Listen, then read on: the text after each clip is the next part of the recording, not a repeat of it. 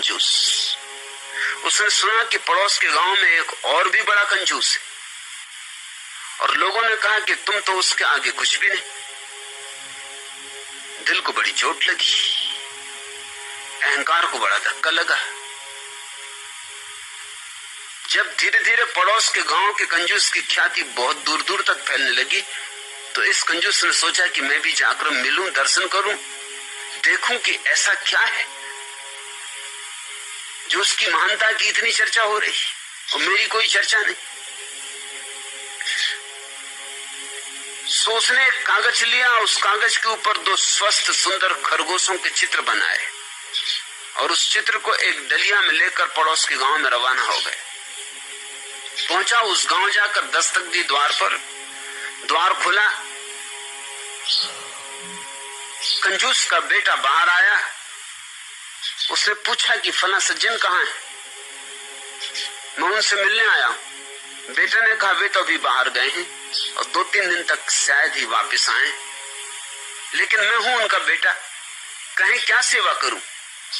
उस कंजूस ने कहा कि मैं उनके लिए भेंट लाया था, और उसने निकाली डलिया में से उन सुंदर खरगोशों की तस्वीर और लड़के को देते हुए कहा कि ये मेरी भेंट उन्हें देना और कहना कि मैं उनसे मिलने आया था, मैं उनके पास के गांव में ही रहता हूं। बेटे ने कहा कि जब आए हैं इतनी दूर से, चलकर आए हैं, तो कुछ भेंट हमारी तरफ से भी लेते जाएं। भीतर आए, ले गया भीतर और कहा कि डलिया खोलें। खोली कंजूस ने डलिया। लड़के ने अपने हाथ से आम का आकार बनाया हवा में और कहा कि ये आम लेते जाएं, ये हमारी भेंट। अब आम तो थे नहीं, बस हवा में आम का आकार बनाया और उसकी झोली में डाल दिया। कंजूस लौटा अपने घर तो मन ही मन सोचता आया कि जैसा सुना था वैसा ही पाया। अरे मैं तो कम से कम कागज पर बनाकर ले गया था खरगोश, और लड़के ने तो एक कागज तक खर्च न किया, रंग खर्च न किए, हवा में ही आम बना कर दे दिए। जब बेटा इतना कंजूस है तो बाप से तो ईश्वर ही बचा है। इधर दूसरे गांव से बाप घर लौटा, बेटे ने सारी गाथा उसे सुनाई और उसने कहा कि वो आदमी ये 2 खरगोश भेंट दे गया है, और भेंट मैंने भी दे दी, खाली हाथ उसे जाने नहीं दिया। उसे मैंने कुछ आम भेंट दिए। लड़के ने पुनः आम की आकृति बनाई और कहा कि इस तरह मैंने उसकी डलिया में डाल दी।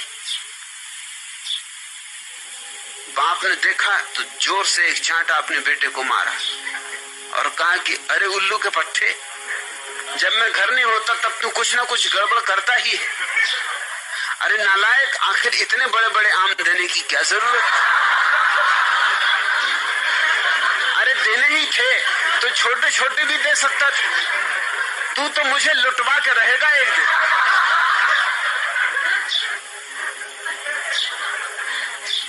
जिनको तुम महात्मा कहते हो उनकी कामनाएं तो देखो, उनकी वासनाएं तो देखो, उनकी तृष्णाएं तो देखो। तुम अगर छोटे कंजूस हो तो वे महाकंजूस है। तुम अगर चीजों को पकड़ते हो तो वे भी पकड़े हुए, मगर वे ऐसी चीजों को पकड़ते हैं जो छीनी ना जा सके। तुम तो ऐसी चीजों को पकड़ रहे जो छिन जाएंगी। तुम क्या खाक लोभी हो? तुम भी जानते हो कि ये सब पड़ा रह जाएगा, जब बांध चलेगा बंजारा सब ठाट पड़ा रह जाएगा, ये तो तुम जानते हो। उन्होंने नहीं पकड़ा है इसको इसीलिए कि सब ठाट पड़ा रह जाएगा। कुछ ऐसा पकड़ो कि पड़ा न रह जाए, साथ जाए। वो मरने के बाद भी साथ ले जाना चाहते हैं कुछ।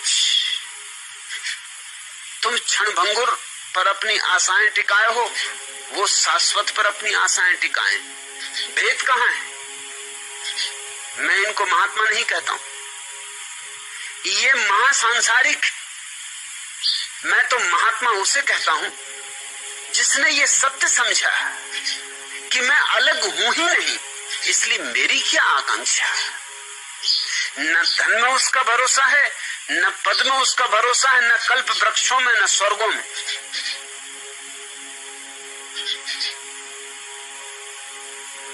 वो किसी चीज पर अपनी आशा ही नहीं टिकाता, न क्षणभंगुर पर, न कालातीत पर। उसने अपनी आशा को व्यर्थ देखकर छोड़ दिया है। आशा के छूटते ही निराशा समाप्त हो जाती। जरा सोचो, अगर आशा ना हो तो निराशा कैसे होगी?